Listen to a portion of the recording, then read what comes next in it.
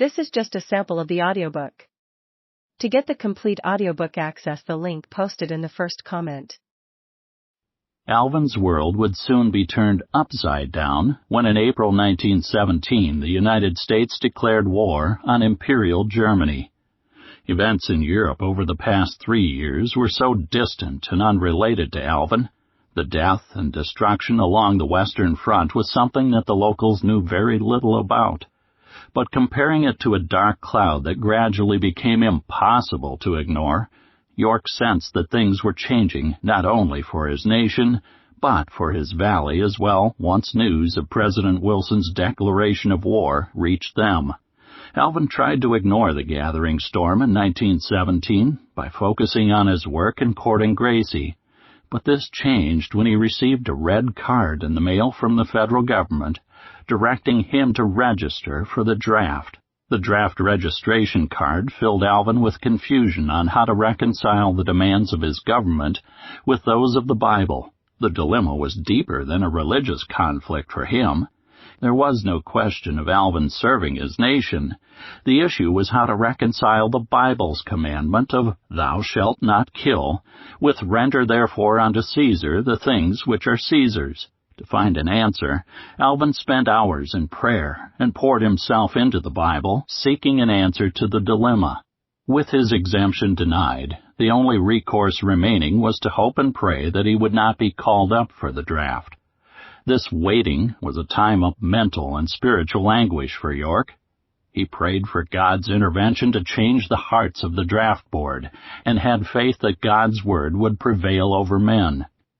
The training tempo for the 82nd Division was ambitious and difficult to sustain. Due to America's lack of preparation, there was a shortage of everything, especially weapons and implements of war. While waiting for their rifles to arrive, the soldiers used wooden guns, which the men mockingly referred to as the Camp Gordon 1917 model rifle. To overcome the challenges of building soldiers from civilians and lacking sufficient equipment, the division conducted training day and night. Being introduced to the rifle that he would carry to France to kill Germans brought York's dilemma back to life. He at long last nervously approached his company commander, Captain Danforth. York told him that although he endeavored to be a good soldier, he had reservations about killing his fellow man. He added that he had prayed and prayed, but could not come to a resolution on the matter. Interestingly, York said that he would remain a soldier if he was ordered, but explained that his denomination was opposed to war and that killing would be a transgression for him.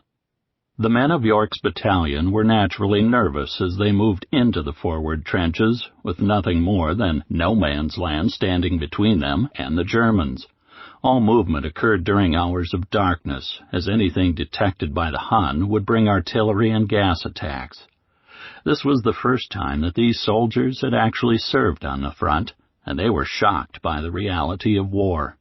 The most striking impression was the smell of death and decay. The men were also appalled by the condition of the trenches, which often were knee-deep in water and difficult to live in. During these trying times, York found comfort in his faith. He spent most of the hours of his free time in the trenches studying his pocket New Testament and praying. Despite the ribbing and mocking by his platoon mates, York was noted by his officers as steady under fire and as having a can-do attitude. York and his battalion attempted to sleep on the drenched, muddy ground near the Aire River, only getting wetter and dirtier as heavy rain fell on them through the night. At 3 a.m., Captain Danforth and Lieutenant Stewart organized the men to begin their movement to Châtel-Chehery.